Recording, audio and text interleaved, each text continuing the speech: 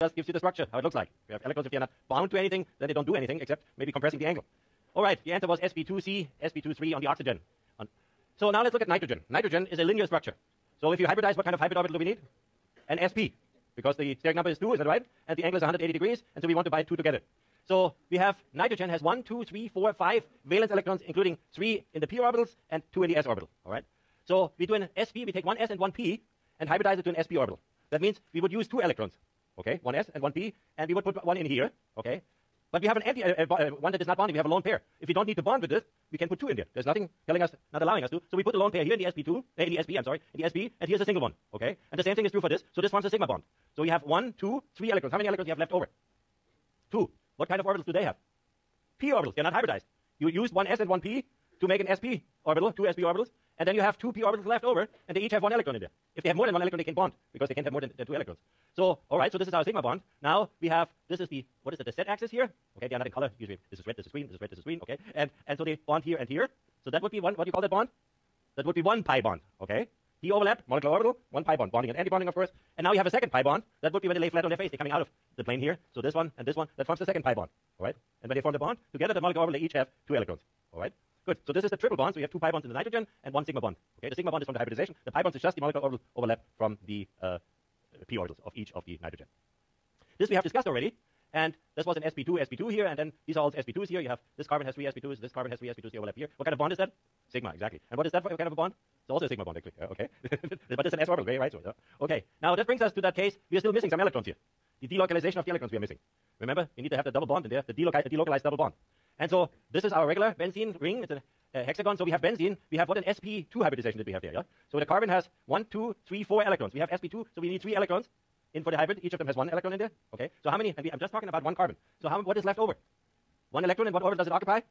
You have sp2. Is there one free p, one which you can occupy? Of course, that's the unhybridized p orbital. So now what happens?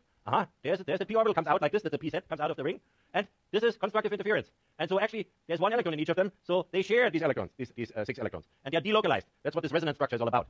And if you, let's do an experiment. If we can have the light, please. And I need 3 people wide awake. How about you 3 here? And how about you 3 here? Okay. And so you're going to form an hexagon around me. Come on, let's go. Got to be at 215 somewhere else. All right. So you're the head there. Look at your colleagues and smile. Then you have the 2 of you are here.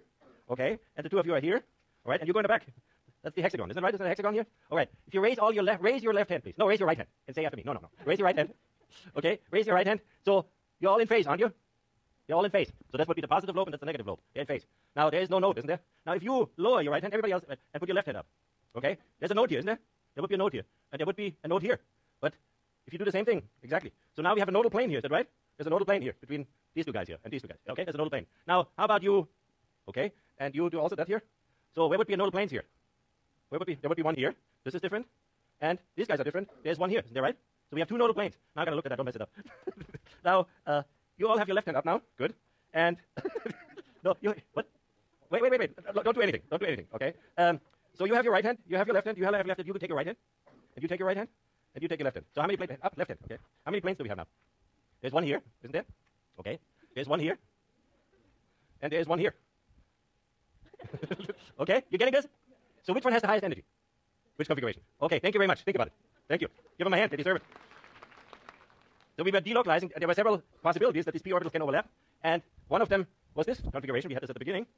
And then you have other configurations. That would be one nodal plane here. So this is higher in energy, isn't it, than this one here? Okay, than this one here. Okay, good. Now, this is how this looks like. Of course, this is not in color. This should be red here, and this should be green here, this green actually. So you have this above the plane where the sigma bond is here, where the sp bond is here, and below. So this is above and below, goes above and below all around it. See that? That's how these clouds look like. Now, let me ask you a question. Which molecular orbital in benzene formed from the atomic orbital shown has the highest energy? A, B, or C? Think about it and give me your answer, please.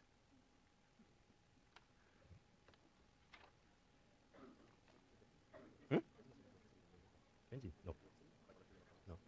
They're localized around it. They don't go anywhere. Okay. Electricity, they have to go somewhere.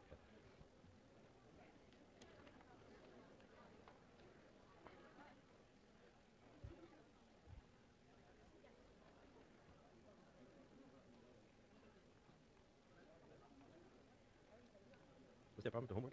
No.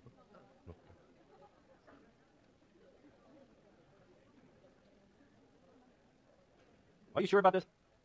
You're sure about this? Where's the answer? B, 78%. I think you're right. the demonstration worked, I think. So the more nodes, the higher the energy. All right. So let's, for the rest of you, more nodes, high energy, less bonding character, of course. Yeah. And so this was A. There's only one node. There are two nodes, and here are three nodes, and I walked them up for you, okay, in my demonstration. Good, excellent. So, yeah, if we cannot stop with the steric number of 3, is that right? Because there were steric number 4. That's steric number 4 we can accommodate. But steric number 5 and 6, how would you accommodate this? You don't have enough electrons.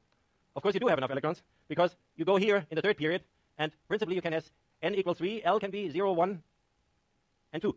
So there's a 0 is what? S, 1 is P, and 2 is D electrons. You can have 5 D orbitals, and you can use those. So why on earth don't we use them? This is when you have the octet expansion sometimes. Remember with the Lewis structure? That's exactly when you get in trouble here, because the D electrons are now can play a role. And so you use the D electrons, the S electrons, or S orbitals, P orbitals, and P orbitals to do your hybrid.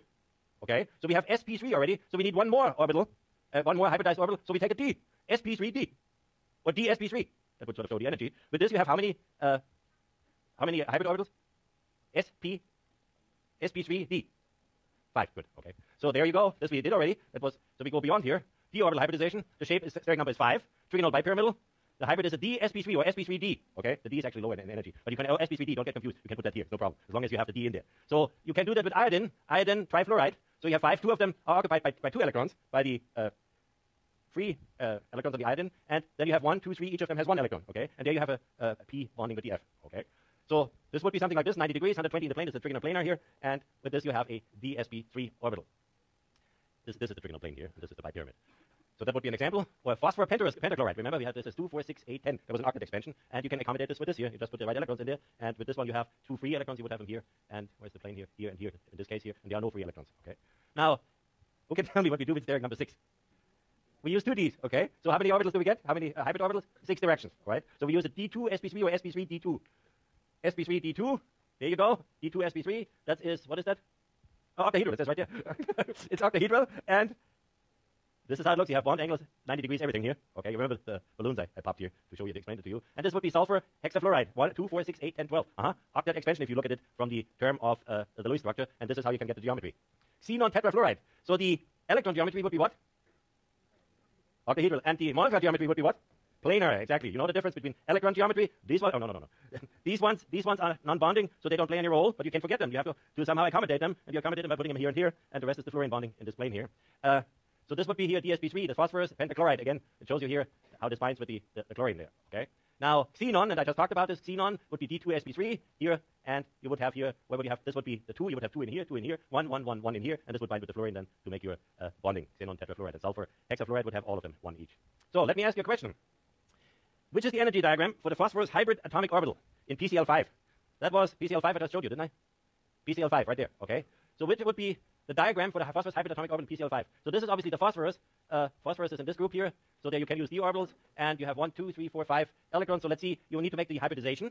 Then you need to determine if the hybrid orbitals are lower or higher in energy, and then you have some other orbitals left over, which you just cannot ignore, and you get the new picture. Why don't you give this a try? So does it look after hybridization like this, like B, or like C? You don't lose orbitals, okay? PCl5 is what geometry? Okay. So how many hybrid orbitals do you get? Second time around will be easier. I'll give you some more hints then.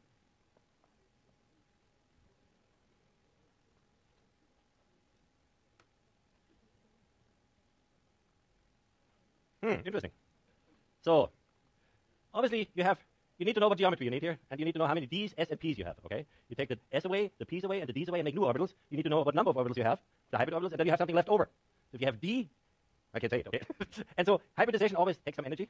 It's a little bit lower. Hybrid orbitals are a little bit lower than the non-hybridized orbitals in that atom, okay? So think about this again, discuss it with each other, and this time there got to be a clear answer. What's the geometry? What's the geometry? PCl5, what's the geometry? Steric number. How many orbitals do you need? Okay, and how do you get 5 orbitals? By combining sp and d orbitals. If you combine 1 s and 3 p's, how many orbitals do we have? 1 s and 3 p's, how many hybrid orbitals do we have? 4, okay? You need 1 more. Where would you get that from?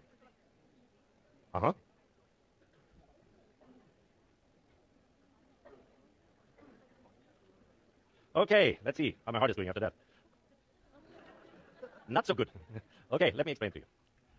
So PCl5, we have 5 coordinate, okay, steric number 5. So what do we need to get steric number 5? So not sp3, and if we have steric number 5, you need one more orbital. What would that be? So that would be d sp3 or sp3d. sp3d. Okay, you take one s, and how many p's? 3. 3 of those, they are gone, and one of those. Okay, this gives you 1, 2, 3. Did I say 3 sp? S p3. This is d3, and d 3 p's. One s is 4, and one d is 5. Okay, these are gone, and they form the dsp3. How many dsp3 should be there? 1, 2, 3, 4, 5. 1, 2, 3, 4, 5. 1, 2, 3, 4, 5. Okay, so each of them can it be. But what do we have left over? 4 Ds. Are they higher? Is there anywhere there are 4 Ds left here? I don't see it. Ah, here, okay. Yeah, there are 4 Ds left. Okay, there are 4 Ds left, and the hybrid orbitals are lower in energy. Must be A. It's so simple, isn't it?